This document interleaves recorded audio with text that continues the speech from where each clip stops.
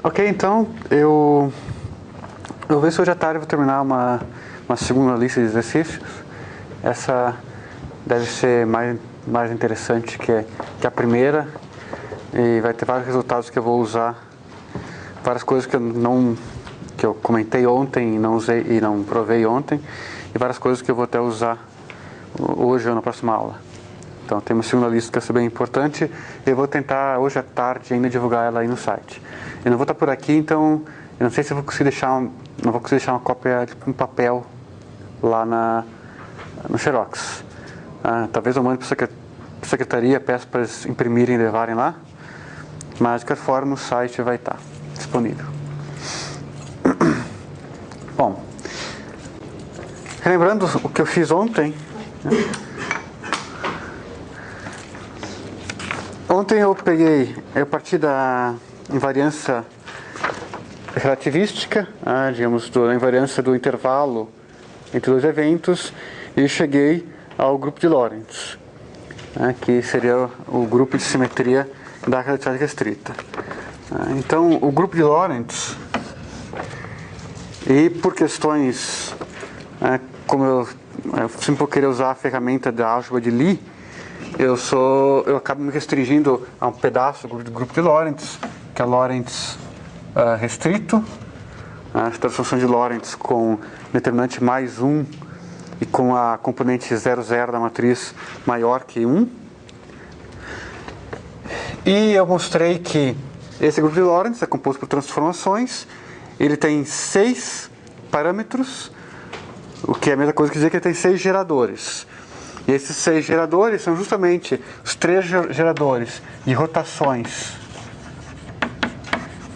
em 3D e os boosts, que são as transformações de Lorentz usuais que a gente aprende em cursos elementares, uma na direção de cada eixo coordenado.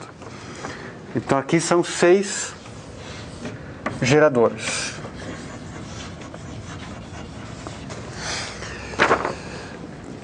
E eu mostrei que quando você estuda a teoria matemática de representações desse grupo, você aprende muito. Você aprende basicamente um catálogo de todos os tipos de campos que você tem naturalmente na teoria relativística.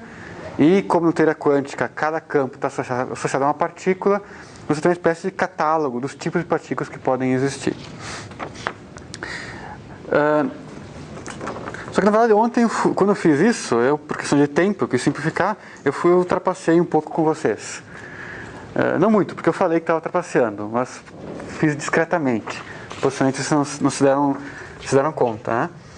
Mas quando eu falei que eu pegava as coordenadas x, mi de um evento num referencial e considero um outro referencial inercial qualquer, essas coordenadas desse evento vão mudar para as coordenadas x, mi, barra.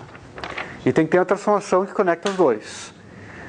E eu falei que, como eu estou em relatividade restrita e não geral, eu vou me restringir a uma transformação linear aqui.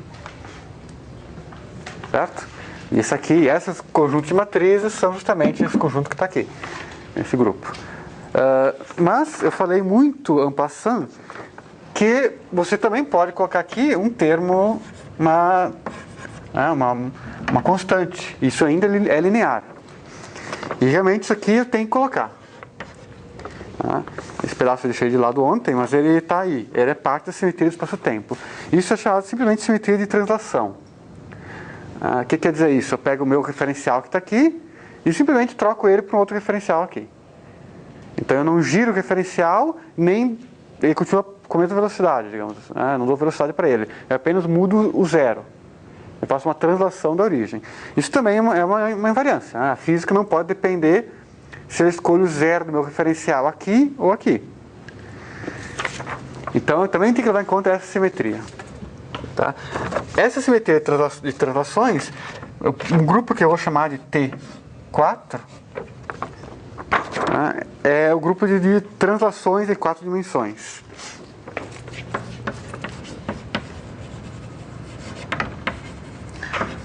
Porque lembra que eu estou em relatividade, então tudo em 4 dimensões, né? Arbitrário é a origem do referencial tridimensional e também a origem do tempo. A hora que eu zero meu cronômetro é arbitrária. Então eu também tenho essa simetria por translação temporal. Então aqui eu tenho 4 parâmetros. Eu posso fazer translação são x, y, z e no tempo, porque eu posso escolher o zero do tempo.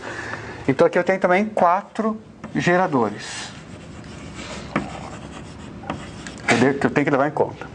Então o grupo realmente que dá a simetria do espaço-tempo, que comanda a simetria do espaço-tempo, na verdade não é só Lorentz, mas é Lorentz e tem que incluir isso aqui também. Então o grupo total que inclui isso é um grupo com 10 geradores, os 6 que eu apresentei aqui ontem, mais 4 geradores de translações, que é chamado grupo de Poincaré. Poincaré. O grupo de Poincaré, matematicamente, tá? Um palavrão aqui que eu não vou explicar, ele é um produto semidireto desses dois grupos. Tá. Quem gosta de matemática pode estudar bons livros de teoria de grupos para aprender o que é isso. Não vou explicar. O fato é que você pode estudar esse grupo e encontrar a álgebra de Lie, também desse grupo. A álgebra, ela tem...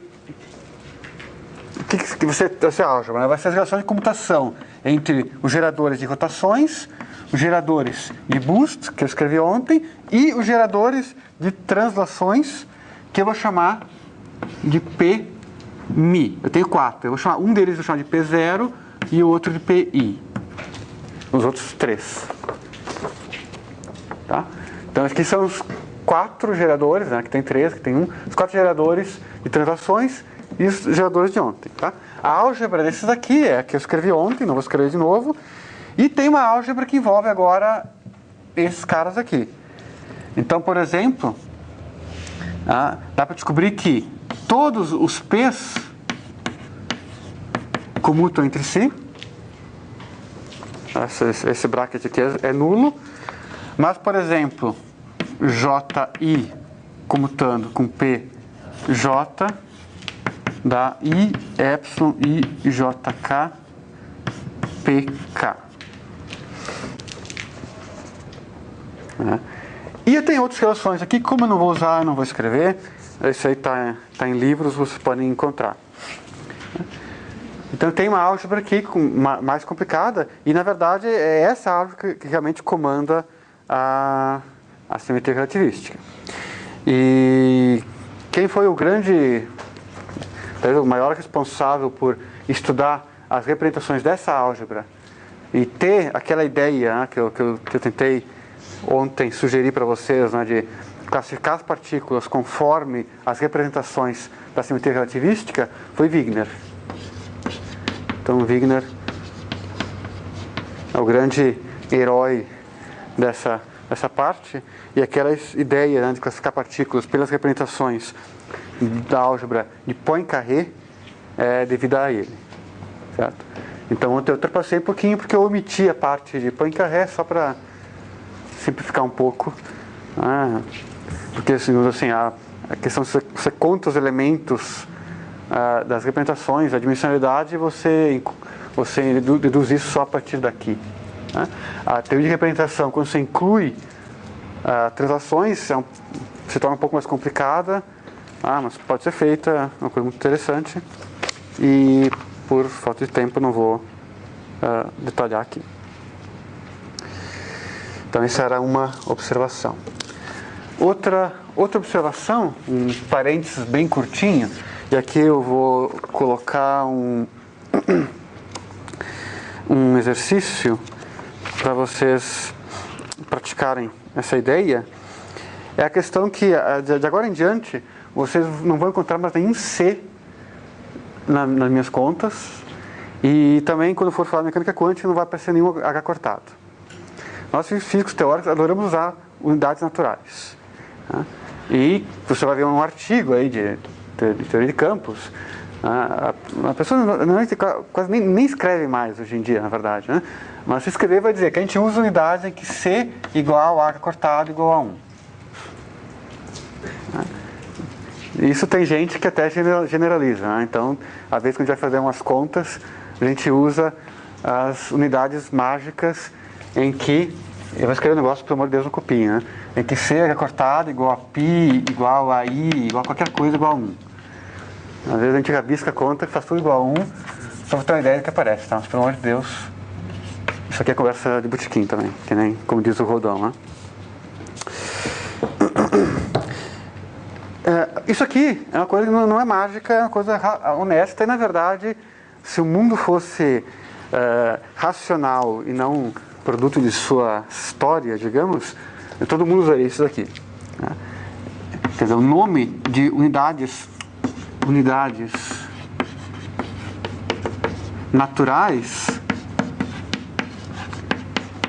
que é o sistema de unidades em que isso aqui acontece, é bastante apropriado, porque os dados naturais, se for para parar para pensar fisicamente, elas são mais naturais mesmo. O sistema de unidades que a gente utiliza, ele é absolutamente não natural. Para ter uma ideia como ele é não natural, você pode pensar uma experiência mental. Digamos que apareça um alienígena aqui, a gente tenta explicar para ele o nosso sistema de unidades. Ele vai pedir explicação, o que é o metro? O que é o segundo? Né? E, por exemplo, o metro, se for pesquisar, o metro é definido aproximadamente... Hoje em dia o metro é uma barra padrão que está guardada em algum lugar. Na França, eu acho. Mas originalmente o metro foi definido como sendo aproximadamente 1/10⁷ da distância do Equador ao Polo Norte, passando por Paris. Uma coisa bem natural, realmente, essa definição do metro, né? O segundo, ele é aproximadamente 1/86.400 do tempo médio que a Terra leva para completar uma rotação em torno do seu eixo. Então, também uma unidade muito natural, né? E assim por diante. Quer dizer, então, se você for ver o metro segundo, são unidades tão arbitrárias quanto o pé, a polegada e tudo mais. A gente pode achar meio ridículo medir as coisas conforme o tamanho do pé do rei, mas o que a gente faz não é muito melhor, porque o metro também é uma unidade completamente arbitrária. Certo? O P comuta com M? Oi? O P não comuta com M.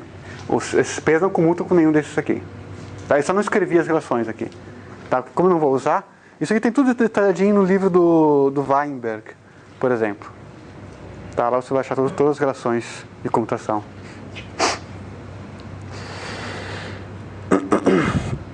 Ok? Então a pergunta, existe algum sistema de unidades mais natural? Resposta, existe.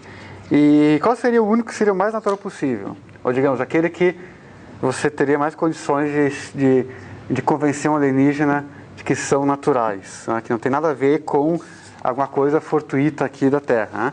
São unidades que sejam baseadas em constantes fundamentais da física. E isso existe. Né? Então, as três constantes que eu tenho que trabalhar são as seguintes: G, H cortado e C. Tá? Esses três números aqui a gente acredita que são três constantes universais. Ou seja, C é o mesmo tanto para mim quanto para um alienígena. A gente pode medir ele em números diferentes, porque tem unidades diferentes, mas é a mesma grandeza, o mesmo número. Deve ser o mesmo em todo o espaço. Mesma coisa para H cortado, mesma coisa para G, a constante gravitacional de Newton. E é interessante que você...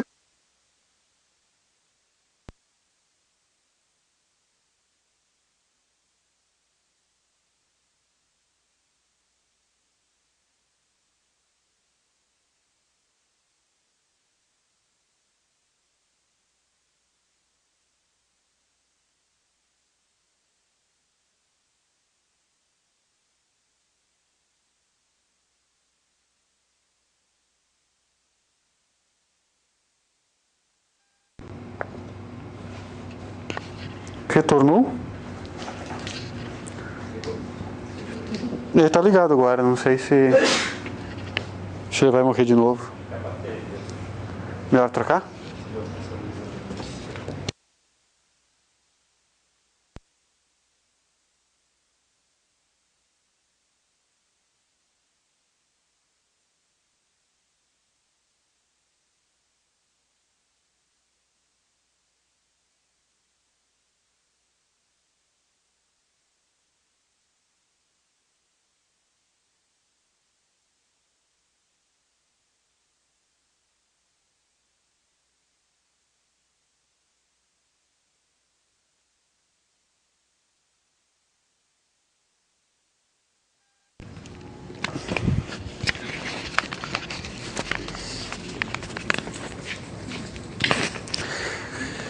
Muito bem, então você pode combinar essas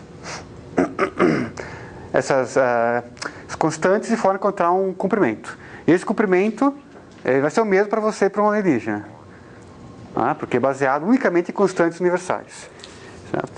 E tem também aqui uma massa de Planck e um tempo de Planck, certo? Que eu não vou escrever os números, não vou escrever as expressões, vocês vão descobrir isso aí no exercício. Tá? Então, o interessante, a ideia é que você, ao invés de medir comprimentos em metros, você meça em comprimentos de Planck. Então, ao invés de dizer que isso aqui é tantos metros, esse comprimento é tantos comprimentos de Planck. É a mesma coisa para segundos. Você vai medir segundos em tempos de Planck. E assim por diante. Então, por exemplo, veja que interessante. O C... isso é uma coisa que você vai...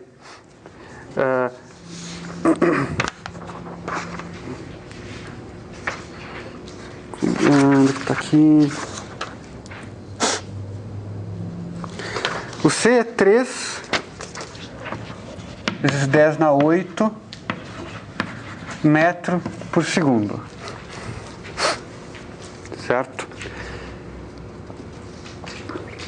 Você vai descobrir que isso aqui é exatamente igual a um comprimento de Planck por tempo de Planck.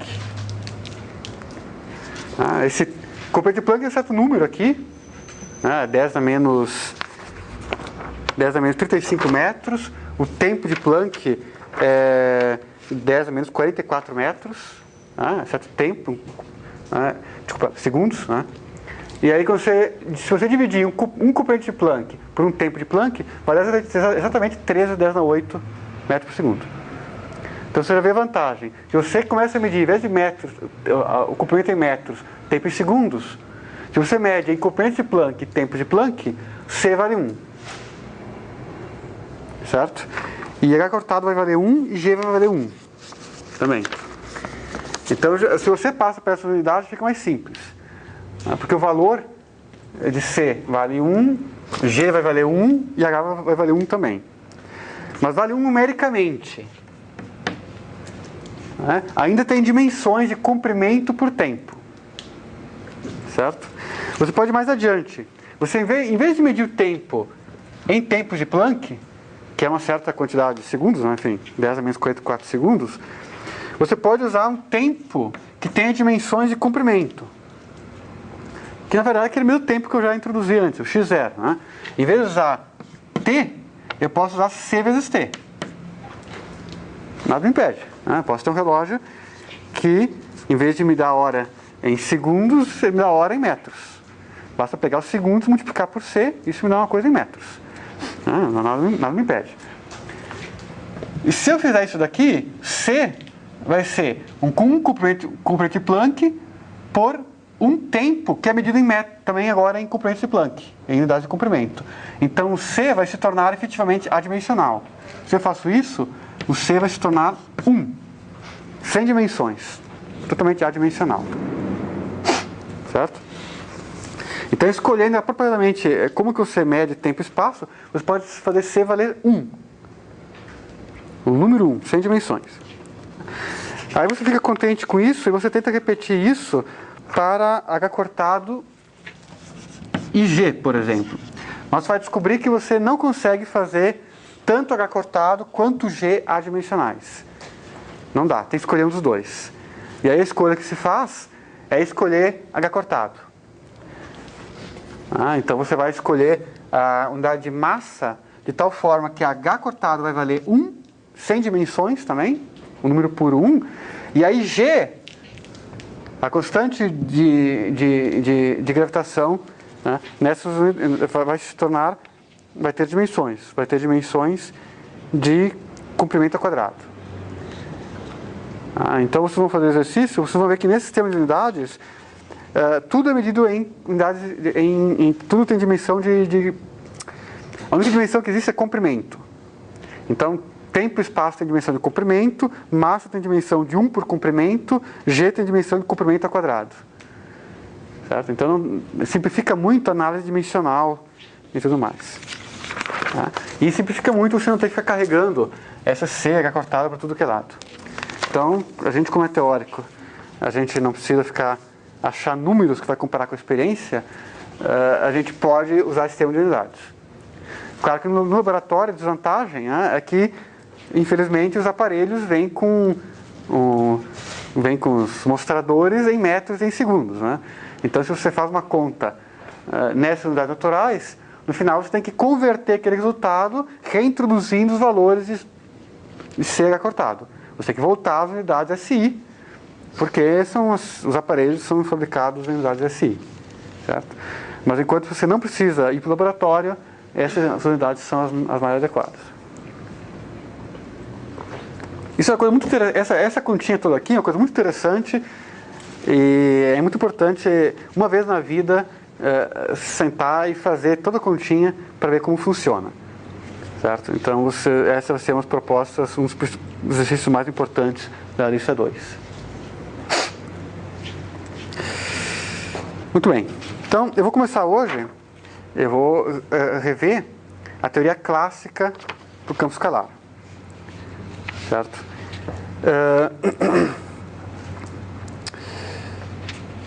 Isso já foi bastante tratado em bastante detalhe no curso de 2 anos atrás, né, na escola do Riveres.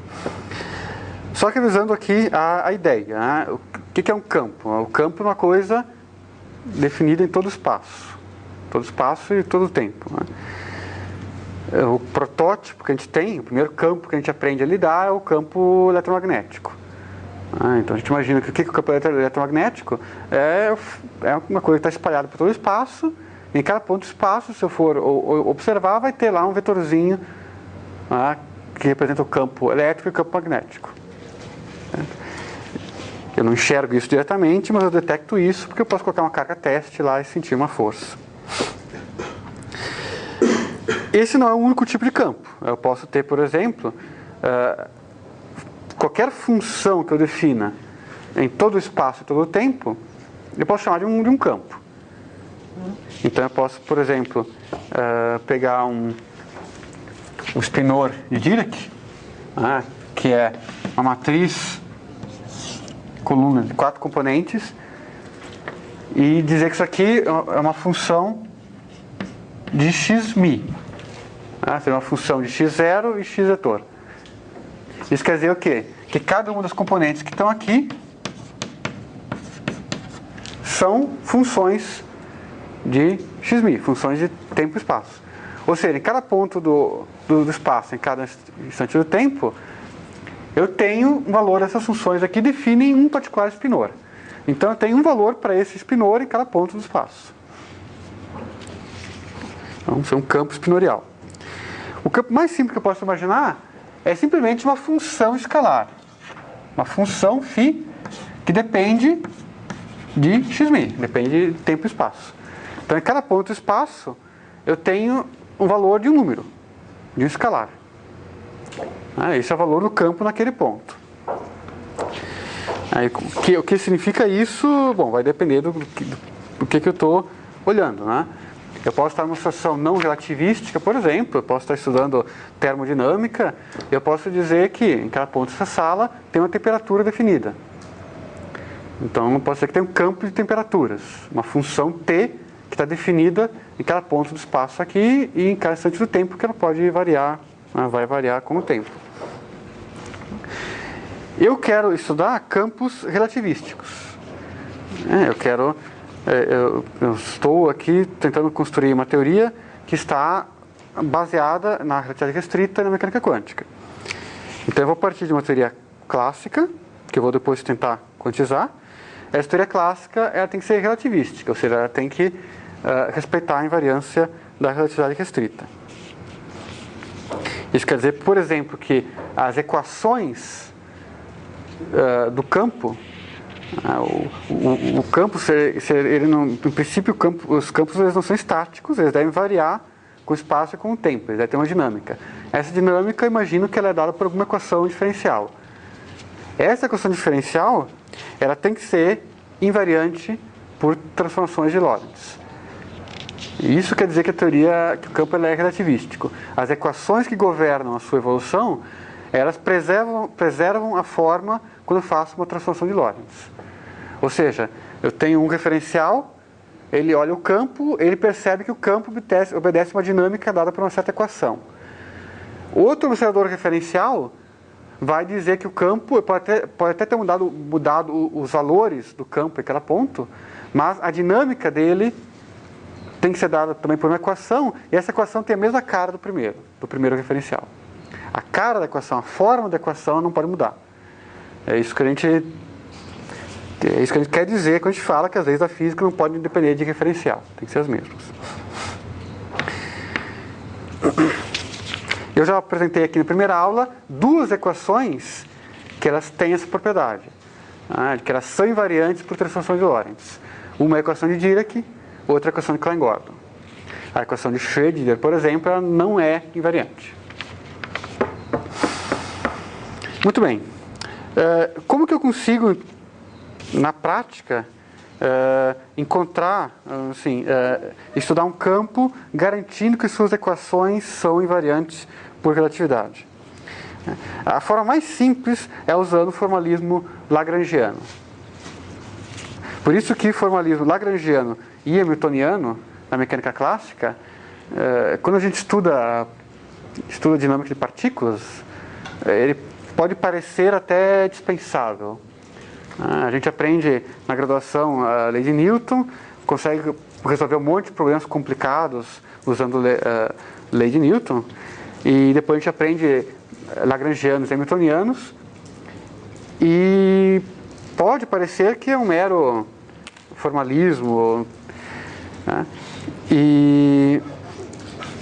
Mas o fato é que a formação lagrangiana, principalmente, ela é extremamente poderosa para você construir teorias que respeitam alguma invariância, alguma simetria. Então eu vou definir uma teoria de campos clássica e garantir que ela é invariante frente às transformações da relatividade restrita usando o formalismo lagrangiano. Então, eu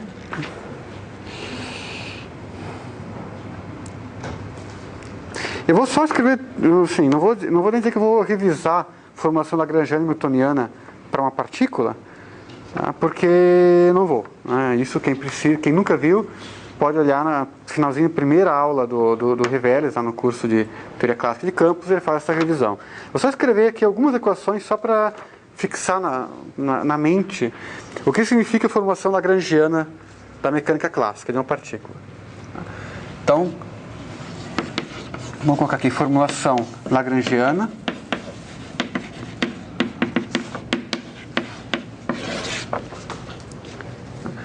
para uma partícula. Então, só para fixar um pouco de ideias, né? A formação newtoniana, aquela partícula tem coordenadas e eu tenho uma lei de Newton, que me diz como essas coordenadas evoluem no tempo. Na formação lagrangiana, eu tenho, quem controla a dinâmica é um funcional lagrangiano. Esse funcional, primeiro, o que é um funcional? É uma coisa que pega funções e gera um número. Esse funcional, ele vai depender das seguintes funções. Eu coloco aqui QI de T. QI de T são as coordenadas generalizadas que definem meu sistema físico. No caso de uma partícula, por exemplo, podem ser as 3 coordenadas cartesianas. Então, o meu sistema de partículas tem uma série de coordenadas, que elas dependem do tempo, certo? E esse lagrangiano é funcional, ou seja, eu coloco aqui uma escolha, coloco aqui as funções QI de T e obtenho um número. Que número é esse? Esse número ele é a integral de um certo instante inicial fixado até um certo instante final fixado, integral no tempo, de uma função chamada de densidade lagrangiana, e que muitas vezes a gente relaxa na nomenclatura e chama de lagrangiano também. Uma densidade lagrangiana que é uma função dos QIs e das derivadas temporais do QI. E a estratégia aqui, o que é? É que eu fixo um instante, a posição inicial, no tempo inicial, posição final, no tempo final. Eu tenho um caminho que é a solução do sistema físico, é o caminho que efetivamente a partícula faz. Oi? Aqui por enquanto eu estou chamando de funcional, mas isso aqui vai ser... É melhor chamar de ação, né? Não sei porque eu usei essa notação aqui. Tá certo. Nas outras aulas eu estou chamando de ação, tá? Então vamos fazer... Esse aqui é funcional ação.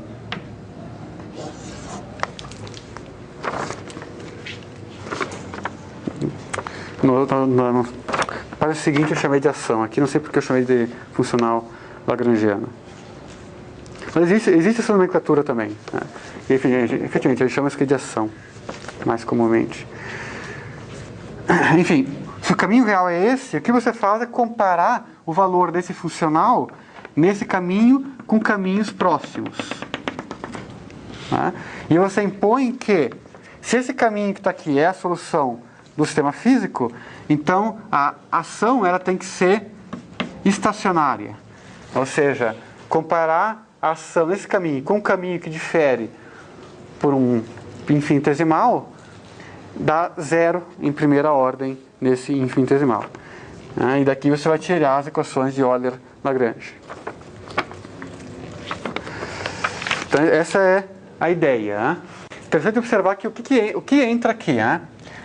O que você quer encontrar são as funções QI de t. Então essas são as coordenadas do seu problema. Então resolver o problema quer dizer encontrar essas funções. É um conjunto de funções, um para cada grau de liberdade, que depende de t. E t é meu parâmetro de evolução. Então t é um parâmetro. O t está integrado aqui. Eu fixei o t inicial e o t final. E t é o que a gente chama de um parâmetro. Quer dizer, eu quero ver como que as minhas coordenadas, que são essas, variam conforme o t varia. Certo?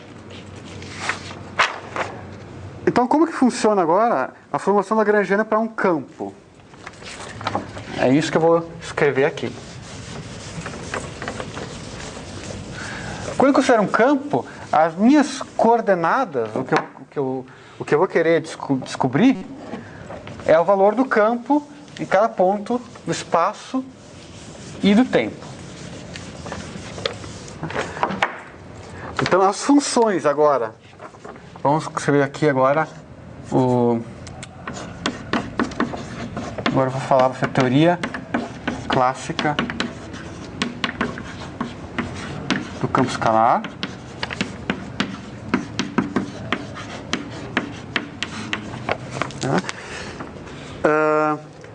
Aquilo que eu vou tentar descobrir agora vai ser o φ, que vai ser uma função de x0 e x vetor. Esse φ ele muda de ponto a ponto do espaço e muda com o tempo.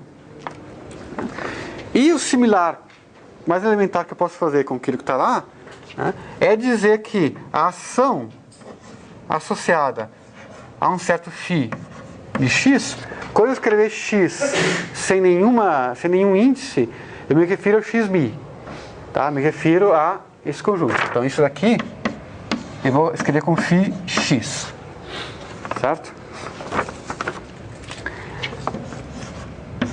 Isso aqui, a transposição daquilo lá é como uma integral em d4x de alguma função lagrangiana que depende de φ de x e das derivadas de φ de x. Onde aqui também eu coloquei uma outra notação que é dmi é a mesma coisa que d xmi. Tá? E cuidado que derivado com respeito a um índice em cima, aqui dá um índice embaixo. Tá? Eu não vou... Enfim, tem que tomar cuidado com isso.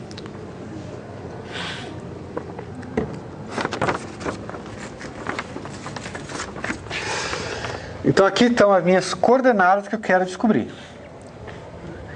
E agora, a posição e tempo são os meus parâmetros. É aquilo que está integrado, né? É aquilo que está aqui dentro.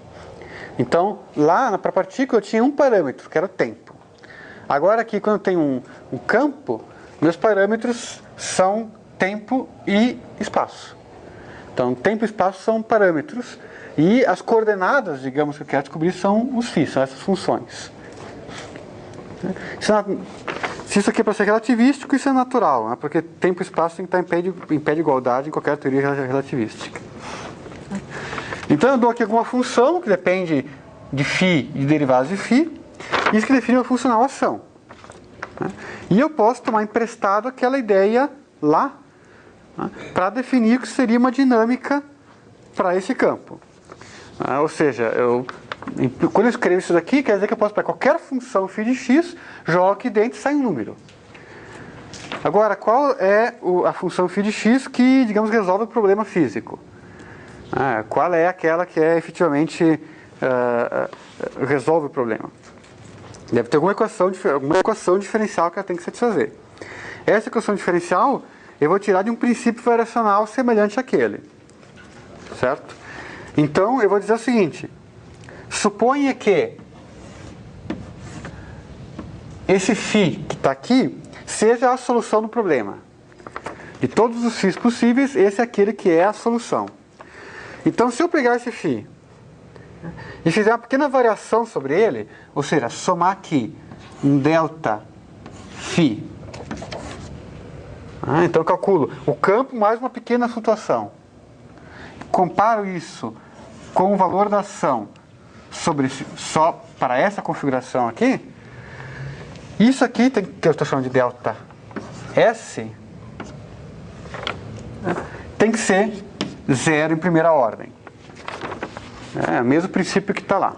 Então, se esse delta S for zero, quer dizer que esse φ que está aqui ele é a solução do problema. Esse delta que está aqui, eu vou introduzir uma notação diferente, que por enquanto não vai fazer muito sentido, mas depois vai fazer. Vou chamar isso aqui de delta zero. Então, delta zero de φ quer dizer o seguinte. Delta zero de φ é o quê? É o valor dessa função modificada, que eu vou chamar de φ'. Deixa eu... Aqui é uma função de x. Isso aqui é φ' de x menos φ de x. Onde φ' é isso aqui. Quer dizer, o delta zero de φ é a nova função, a função modificada que eu estou considerando, menos a função original. Certo?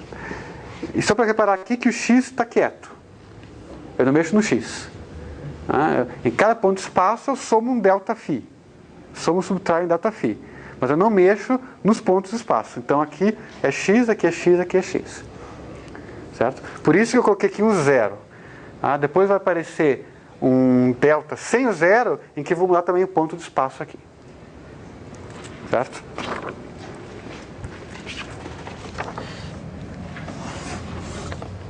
Tá claro? Então esse aqui vai ser meu princípio. É um princípio de minimação. Eu vou dizer que daqui eu vou tirar uma equação diferencial. Eu não vou abrir isso aqui em detalhes. Isso aqui é simples. Está feito em detalhes nas aulas de teoria clássica de campos. Desse aqui eu vou só escrever o resultado. Depois eu vou fazer um que é mais complicado, e lá eu vou fazer em todos os detalhes, certo? Dá para se escrever então, se descobrir que delta S tem a seguinte forma, integrando por partes apropriadamente algumas coisas aí, d4x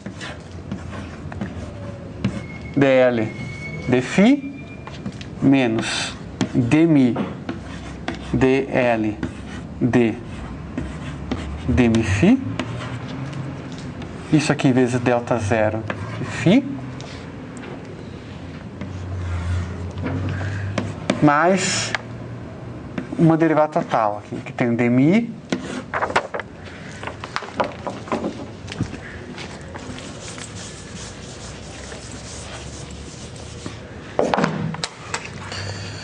dmi de delta zero de φ vezes delta L de dmi de φ.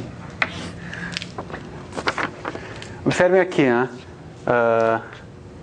Aqui esse índice parece que está embaixo com o índice embaixo, mas derivado do índice embaixo é o índice em cima. Então aqui está contraído de forma apropriada. Então isso aqui é o delta S, certo? É só pegar essa lagrangiana aqui, ver φ mais delta φ, né, abrir as derivadas parciais, integrar por partes, então não é difícil chegar nisso daqui. E aí o que você faz, né, digamos, para encontrar as equações de movimento? Você põe que isso aqui é igual a zero. Aí você observa que esse pedaço que está aqui, ele é uma derivada total. Então isso vai estar um termo de superfície. Basicamente uma integral na superfície do espaço que você está considerando disso que está aqui dentro.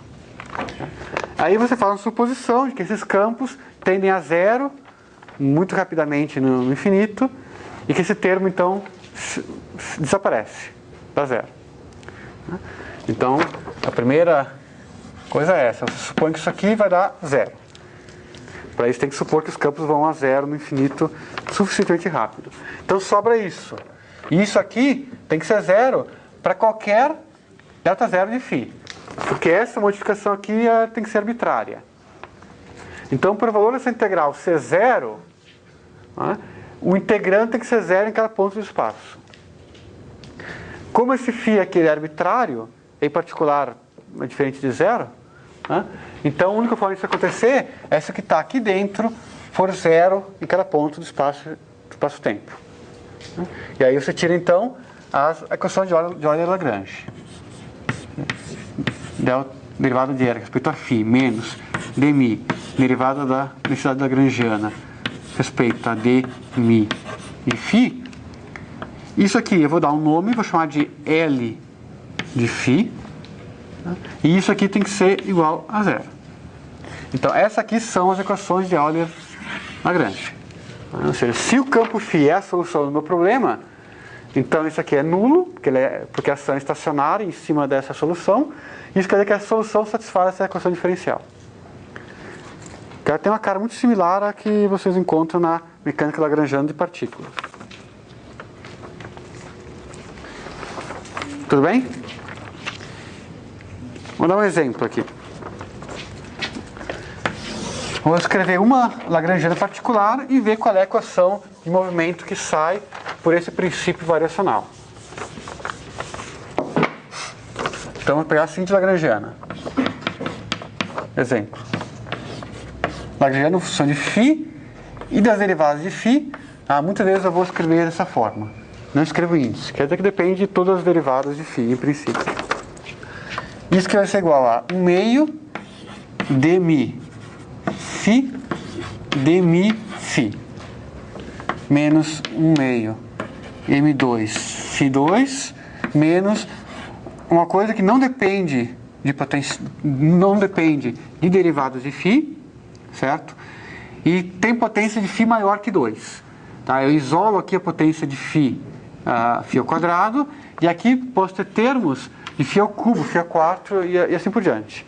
E tudo isso eu junto nisso que eu chamo de potencial. Certo? Então essa aqui é a minha densidade lagrangiana.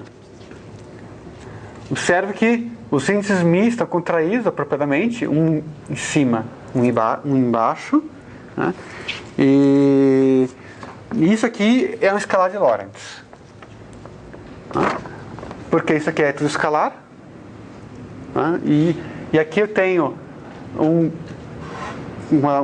vetor, né, de 4 componentes, mas ele está contraído com outro. Então isso aqui é o quadrado de um vetor de 4 componentes. Isso é um escalar, é invariante de Lorentz. Né? Ou seja, essa densidade lagrangiana que está aqui, ela é invariante de Lorentz. O fácil do formalismo covariante é porque eu sei que isso é verdade simplesmente porque não tem índices soltos. Né? Se todos os índices estão contraídos apropriadamente, então isso aí é um escalar de Lorentz. Então eu calculo essas derivadas. Né? Derivada de L com respeito a φ aqui é a derivada de φ, então não contribui. Eu tenho aqui um termo, vai ser menos m2 φ, o 2 aqui cancela o meio, e vai ter aqui menos v' de φ. Certo? Derivada parcial de L com respeito a dμ de φ.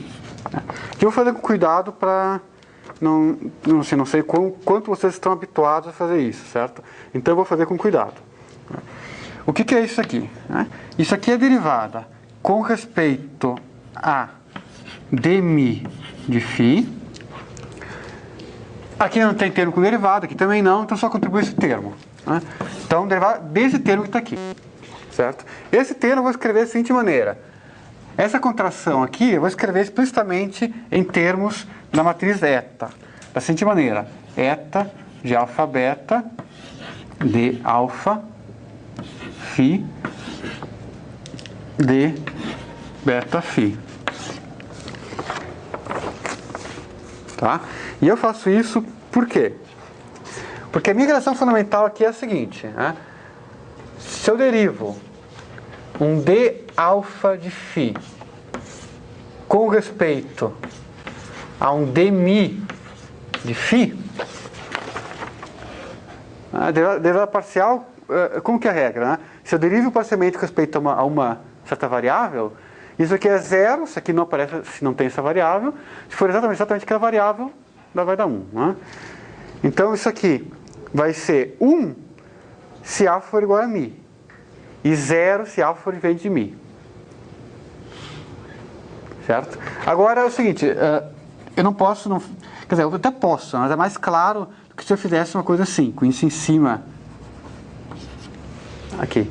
Porque já, assim, a relação entre esse índice que está em cima com embaixo tem uma matriz lá no meio. Então a coisa é um pouquinho mais, assim, também posso fazer. Para manter a clareza, eu vou sempre usar essa regra aqui, que os dois índices estão embaixo.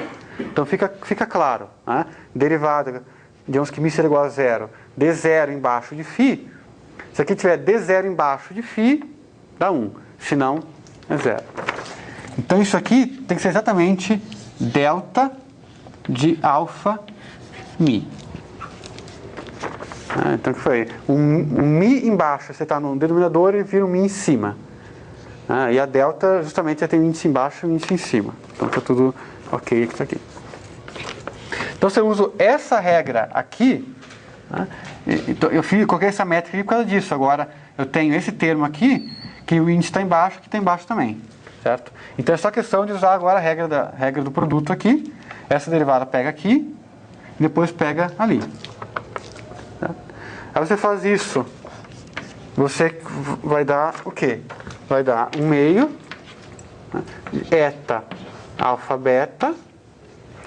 Quando essa derivada pega esse termo aqui, vai dar um delta alfa μ vezes o derivada beta do φ.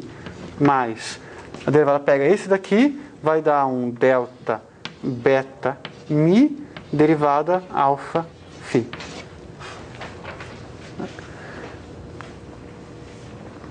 Agora, esse delta μ alfa, o que ele faz é o alfa que vira μ. Então eu tenho eta μ beta e aqui tenho o beta embaixo, então subo o beta, vira μ em cima. Esse daqui, o delta faz o μ virar beta, desculpa, o beta virar μ, então aqui vira μ, e o alfa que está aqui vai subir o índice alfa e vai virar o μ. Então os dois termos no final vão dar iguais, então vai dar duas vezes, que vai cancelar esse 2, derivada respeito a μ em cima de φ. Tá? Só uma vez feito com cuidado. Então é essa derivada que está aqui. Então a minha equação daqui, o que ela vai dar? Vai dar dl com respeito a φ, que é então o menos m2φ menos v' de φ, menos dmi disso que eu acabei de calcular. Então, menos o dmi disso que eu acabei de calcular, que é o dmi φ. Então, a coisa está certa, porque eu sei que no final saiu uma contração correta, com o índice em cima e o índice embaixo. Isso aqui é igual a zero. Isso aqui eu posso reescrever como? Se eu chamar isso aqui, essa aqui é uma nomenclatura que a gente dá, né? Isso aqui a gente chama de... Aqui não vai dar, tem um divisor aí. Caixa. A caixa é dmi. Se tem 3 dimensões do triângulo, tem 3 lados, né? Em 4 dimensões a gente usa a caixa, né? O box, que é esse objeto que está aqui. Então essa equação ela é nada mais que caixa mais m2 atuando em φ é igual a menos a derivada do potencial.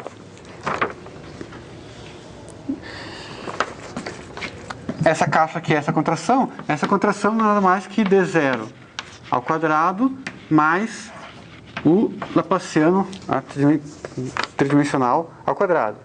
Então escrever isso aqui é a mesma coisa que escrever derivada 0 ao quadrado menos Laplaciano mais m2 atuando em φ igual a menos P' de φ. Oi. Laplaciano, então, é menos, ó. É menos, exatamente. É menos, porque é quadrado relativístico, né? Sempre a parte temporal menos a parte espacial ao quadrado. E essa equação aqui, pelo menos esse lado esquerdo, é exatamente a equação de Klein-Gordon, que eu escrevi na primeira aula. A equação de Klein-Gordon está aqui, é 2 derivadas temporais menos Laplaciano, né, mais m quadrado. E igual a zero. Aqui não é igual a zero porque eu coloquei esse potencial. Se não tem esse potencial, se esse v é igual a zero, eu tenho exatamente a equação de Klein-Gordon.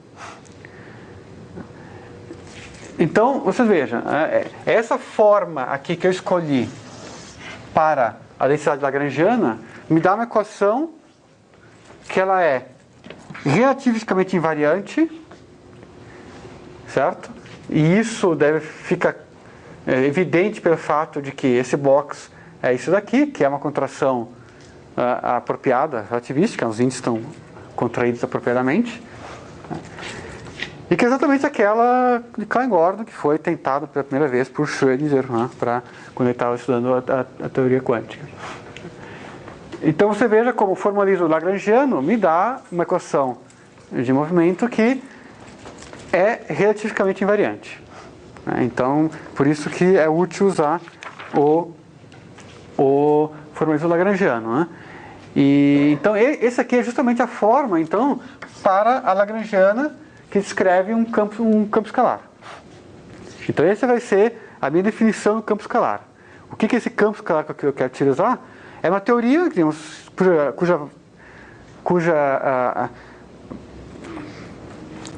contém só um campo, que é um escalar, né? E a dinâmica desse campo ela é controlada por essa lagrangiana.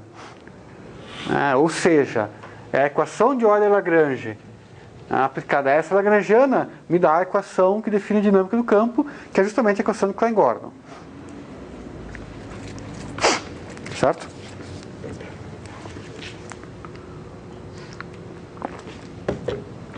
Então esse aqui é o camarada que eu vou tentar estudar. Aquela equação de movimento que eu vou resolver hoje, possivelmente não vai dar tempo para resolver. Certo?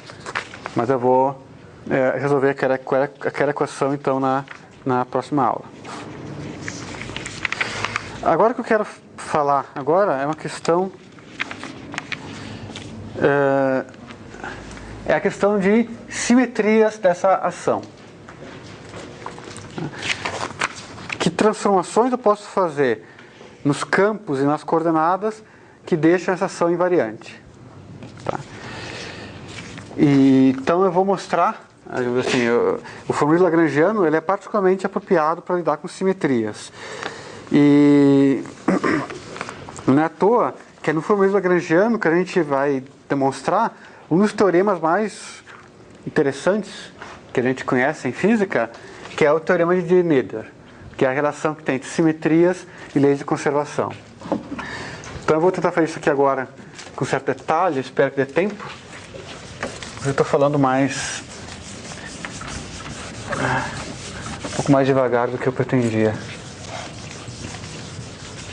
Acho que já se aproximando do cansaço no final de semana. Parece que a aula não flui com o mesmo ritmo, né? Aqui já quem está copiando? Não?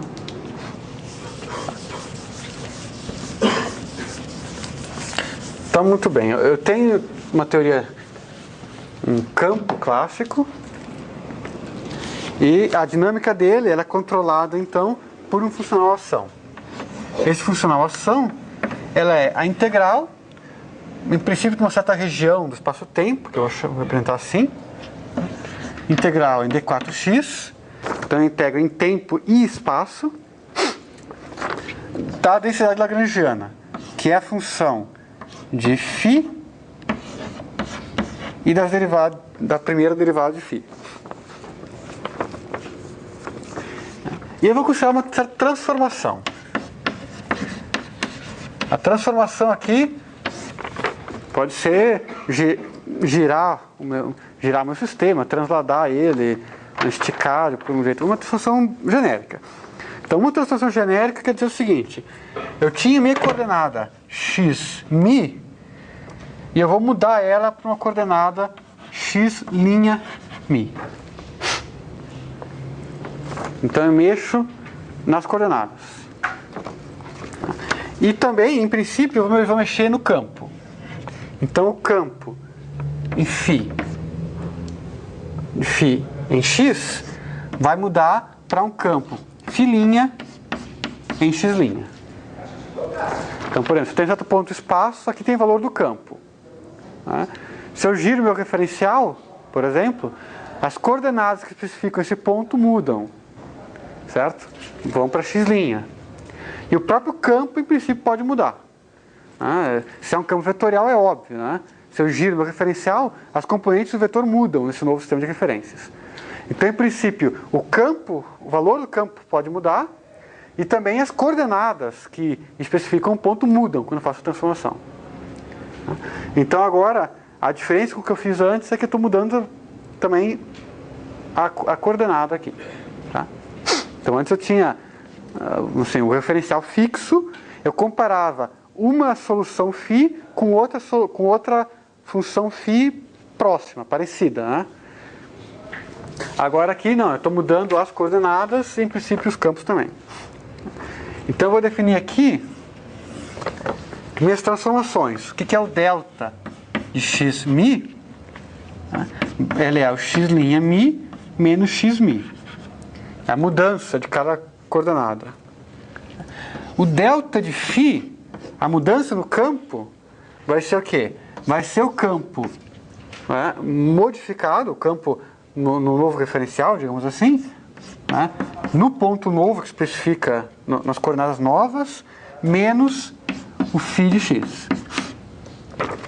Então, aquilo que eu falei, delta de φ aqui é a mudança completa, é a mudança total do campo. É o campo modificado nas coordenadas novas, menos o campo original na coordenada original. E o delta zero de φ é aquilo que eu usei antes. Eu comparo o campo modificado numa certa coordenada, né, menos o campo original nessa mesma coordenada. Tá? Ou seja, não, a coordenada aqui é o mesmo, dos dois lados, tá? São coisas diferentes.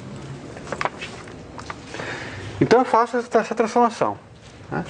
Então quando eu faço essa transformação, essa ação que está aí vai virar uma S'. O que é S'? Eu estou integrando agora, já não integro mais em ômega. Né? Porque eu pego uma certa região do espaço. Se eu faço uma transformação, uma mudança de coordenadas, essa região muda nas coordenadas novas. Então é a região linha. Isso aqui é a imagem dessa região aqui, frente a essa transformação. E estou integrando no x', nas novas coordenadas. E o que? A lagrangiana E a função lagrangiana não muda, a cara dela não muda, porque eu estou mantendo a mesma teoria, eu só mudei coordenadas. Os campos podem ter mudado, mas a cara da lagrangiana não muda. Só que agora que a lagrangiana de φ', que é uma função de x', e derivada com respeito a x' do campo φ' nas coordenadas x'. Ok? Aí eu quero comparar isto com isso. A primeira dificuldade é que aqui eu estou integrando em d4x, aqui estou integrando em d4x'. Então as integrais têm variáveis diferentes. Isso pode ser corrigido pelo teorema de mudança de coordenadas, que a gente aprende lá em cálculo de funções de várias variáveis. Então, a integral na região linha, nas coordenadas linha, disso daqui, ela é igual à integral na região original, nas variáveis originais, e aqui aparece uma coisa que se chama de determinante jacobiano de x' sobre x. Vou apresentar assim. E aqui a lagrangiana de φ',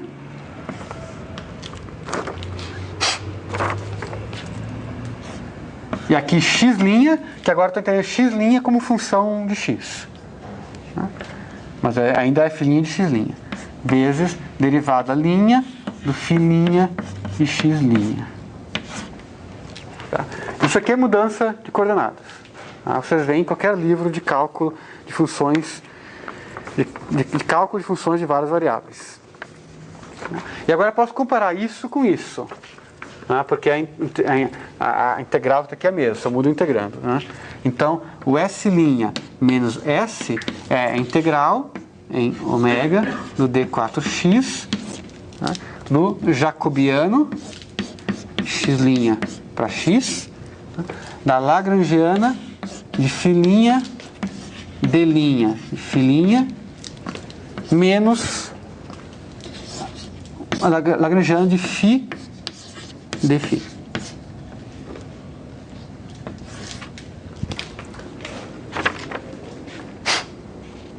Tá bom?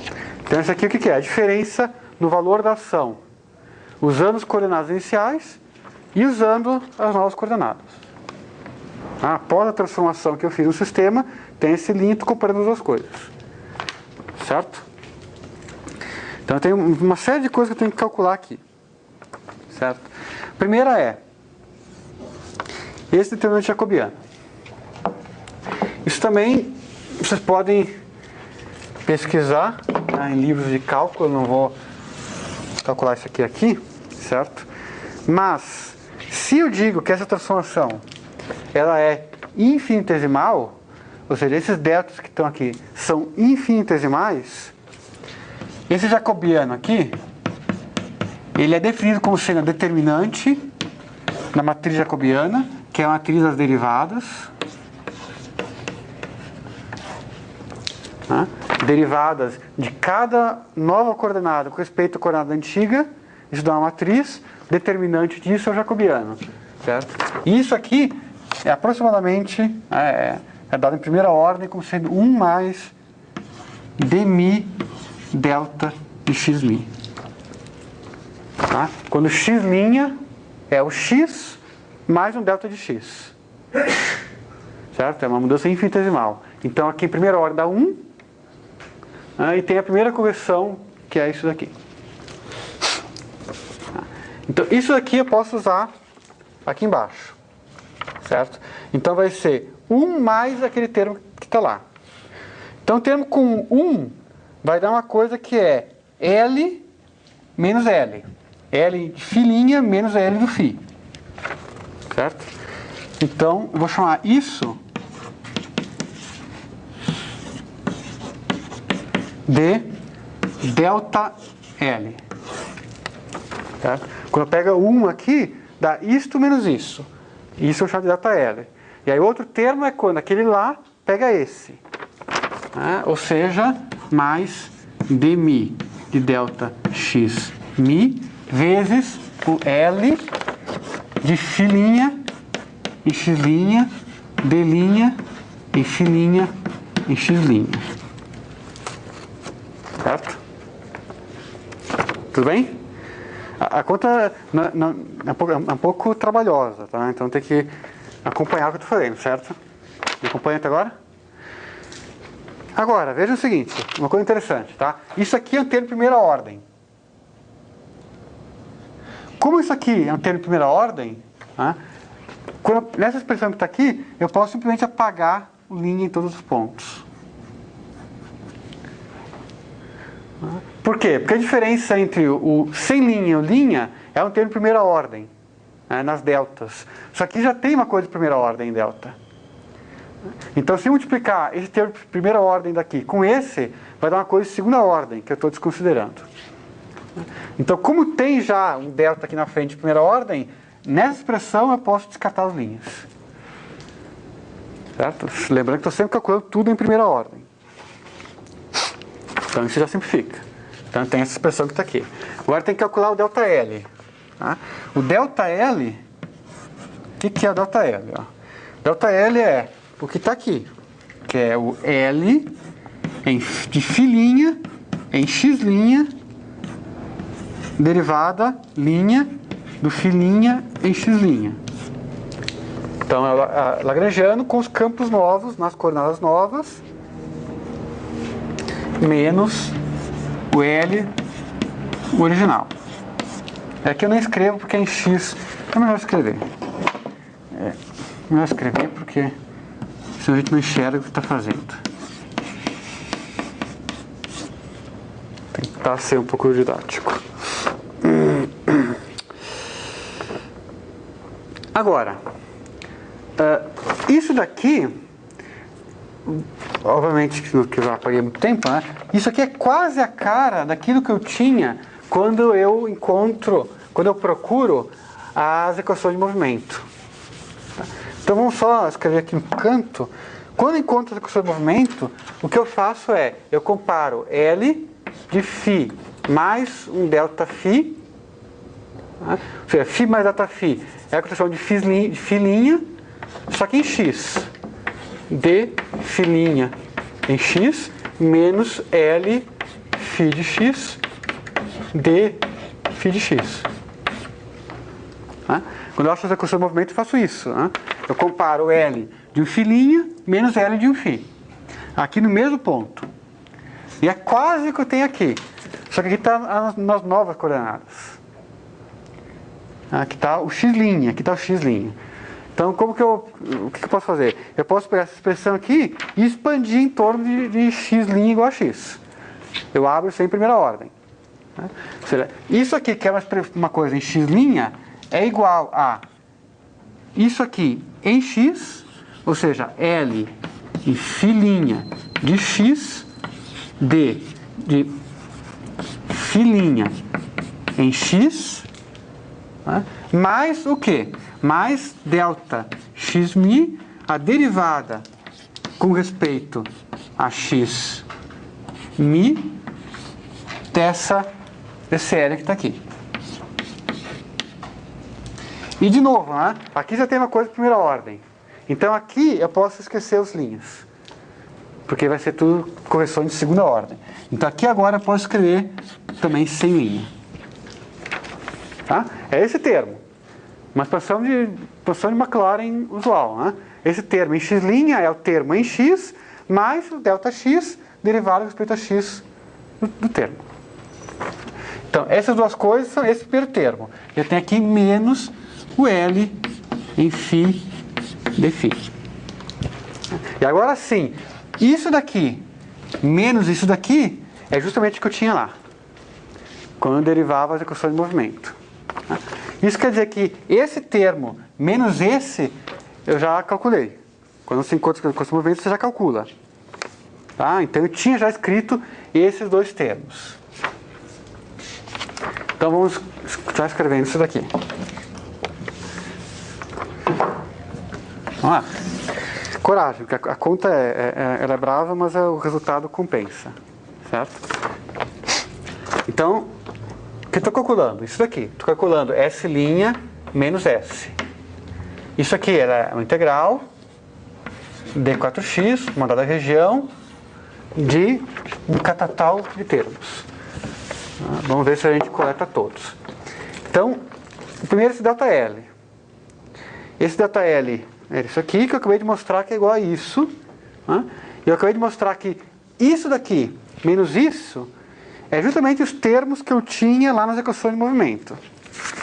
Então eu volto para o começo da minha aula e eu escrevo o que eu encontrava quando eu fazia a variação lá para achar as equações de movimento. Eu encontrava o quê? Eu encontrava o L de φ vezes o ΔZ de φ.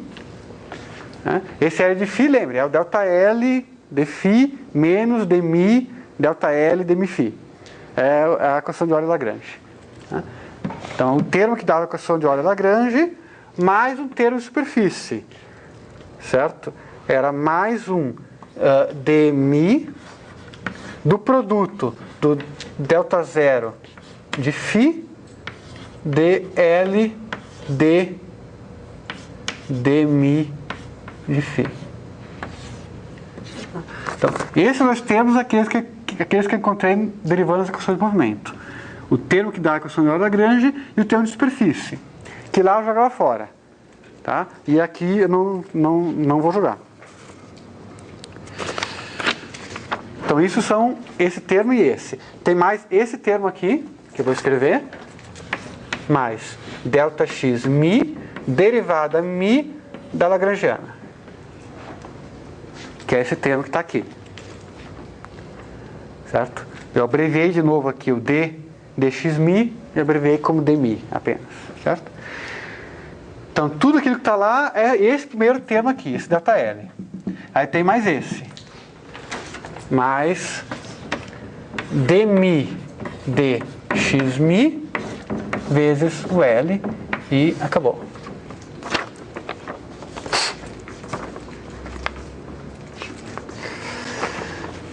Agora veja que interessante, né? Esses dois termos aqui é justamente uma derivada total. Que aqui é o dx derivado do L, aqui é derivada do dx vezes L. Então aqui é justamente a derivada do produto dx e L. Então essa é a primeira simplificação que eu já enxergo aí. Então isso daqui vai ser, vou escrever de novo, vai ser o termo que tem esse Lφ, que é a equação de Euler-Lagrange, né? Variação zero do φ, né? Zero porque aqui, lembra, estou comparando, aqui está x e aqui está x também, né? Então é a variação do x, é zero. Mais dmi, e aqui abre um parênteses grande, que tem derivada mi desse termo que está aqui, dl d dmi φ vezes ΔZ de φ, esse termo, mais esses dois termos virou o quê? Virou mais ΔXmi vezes o L.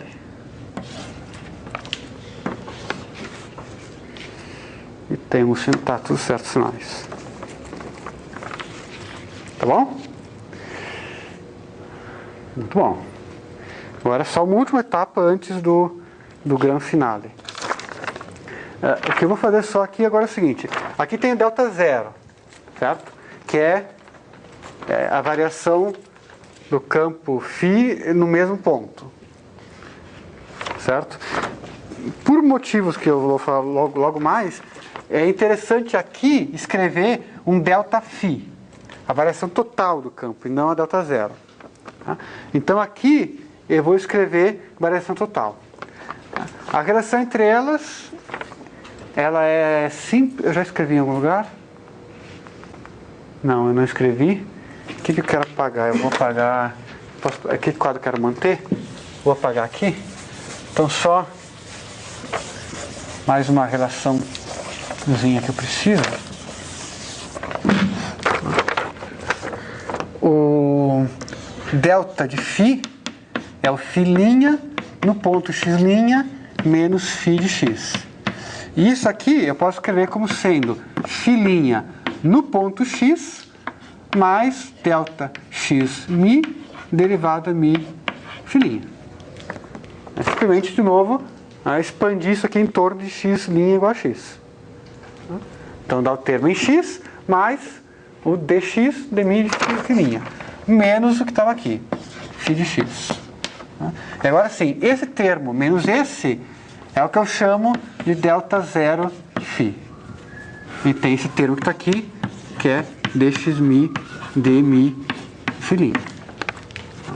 Então eu leio que a variação total do campo tem uma parte que é uma variação só do campo. A gente chama de variação de forma, que é o φ' num ponto menos o φ no mesmo ponto.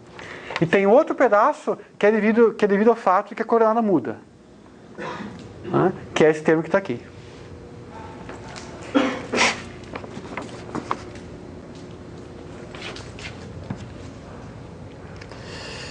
E aqui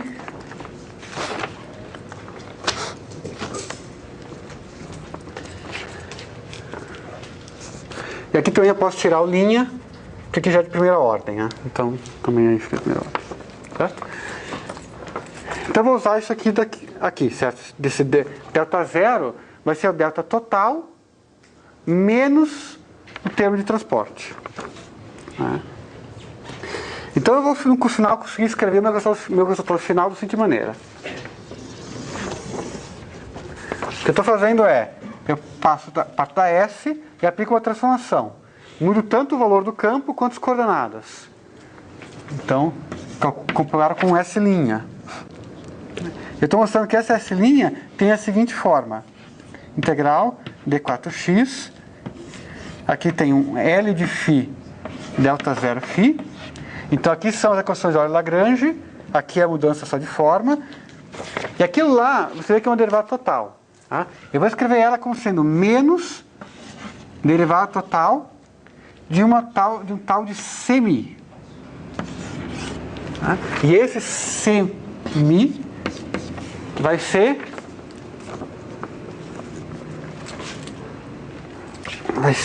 delta de x. Delta de x A alfa φ de L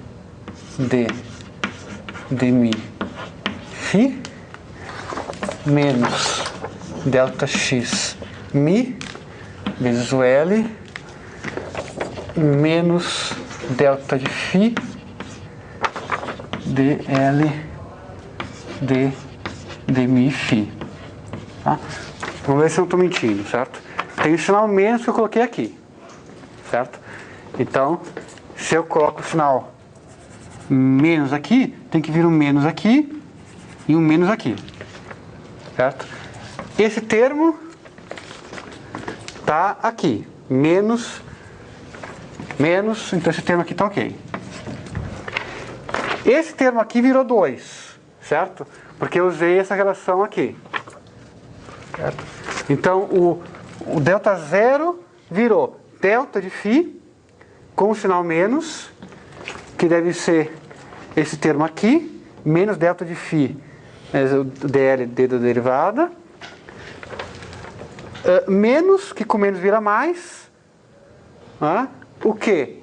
O delta vezes a derivada do φ vezes esse negócio que está aqui, que é o que está aqui, mais o delta de x, derivada do φ, que é esse negócio aqui, vezes o dl de mi. Certo? Então está tudo certo. Eu vou depois, enquanto tá bom assim. Certo? Então após toda essa maratona, eu cheguei finalmente ao resultado que eu vou conseguir aprender alguma coisa. Agora, o que é uma simetria para a teoria? É quando eu faço uma transformação e nada muda, né? Ou seja, essa transformação que eu estou considerando, ela é uma simetria, certo? Se S' menos S for igual a zero. Então, se S' menos S se a ação não muda quando eu faço essa transformação é dita uma simetria da teoria. Então, se isso acontece, né, quer dizer que o que está aqui é zero. Certo? Então, como essa região aqui é arbitrária, né, a única forma disso aqui ser zero é se o integrando é zero.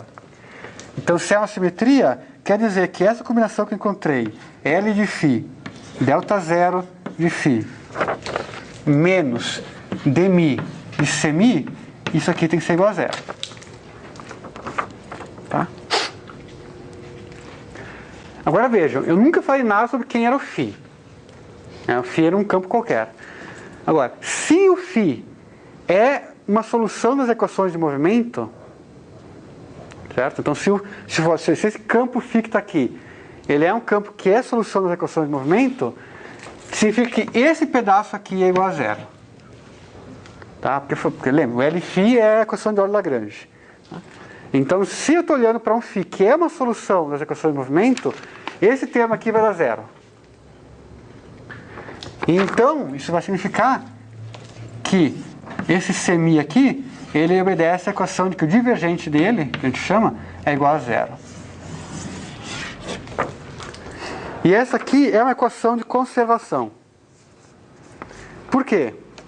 Porque se eu abro isso aqui, vai dar derivada zero do C0 mais a soma em I, né, derivada I do CI igual a zero. Tá? E isso aqui não é nada mais do que o quê? Do que a derivada temporal, certo? De um ρ mais aqui é a soma de derivada espacial com componente espacial de vetor. Então isso aqui é um divergente de um certo vetor J. Isso aqui é uma equação da continuidade. É uma equação que, quem fez a lista 1, né, sabe que significa uma lei de conservação. Tá? E essa equação diz o quê? Que a grandeza cuja densidade é esse ρ, ela é conservada. Certo? Isso significa, então, se eu pego essa densidade, integro em todo o espaço, vai me dar um número que é sempre o mesmo.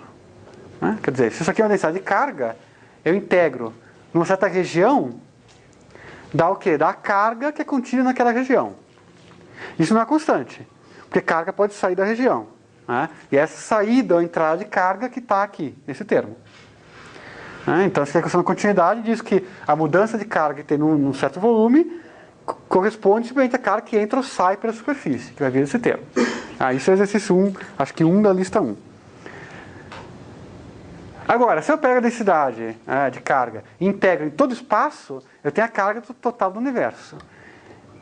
E se carga não é destruída nem conservada, isso quer dizer que isso não tem constante. Tá? Ou seja, isso está feito em todo detalhe nas aulas do Rivelis. Tá? Vejam lá na aula 4 ou 5, não lembro agora, ele fala em detalhe essa conta, tá? Mas eu estou só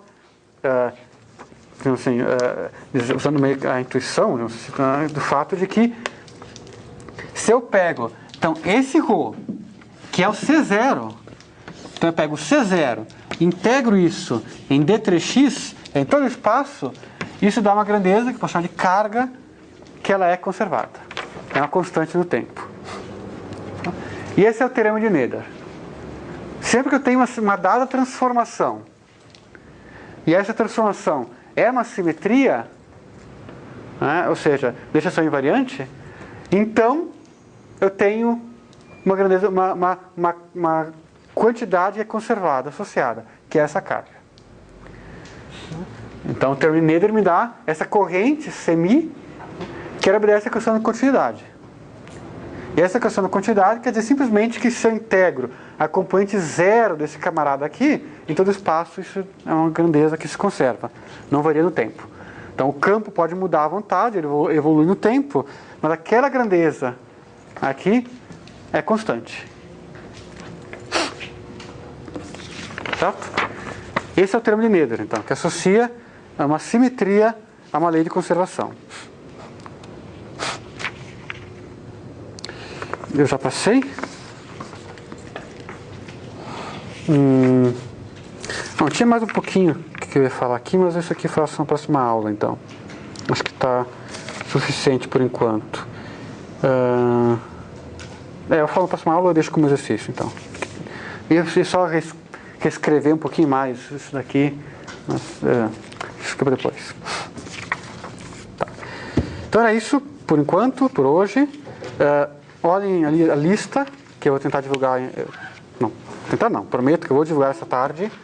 Não vou prometer a hora, certo? Mas eu juro que vai aparecer hoje à tarde. E na aula que vem, então, eu vou só fazer o último detalhe dessa análise aqui e vou resolver a equação de movimento. A equação de Klein-Gordon para o campo, vou resolver. Mostrar para vocês como eu resolvo aquela equação e logo na sequência eu vou começar a olhar a quantização desse campo. Tá? Então era isso hoje.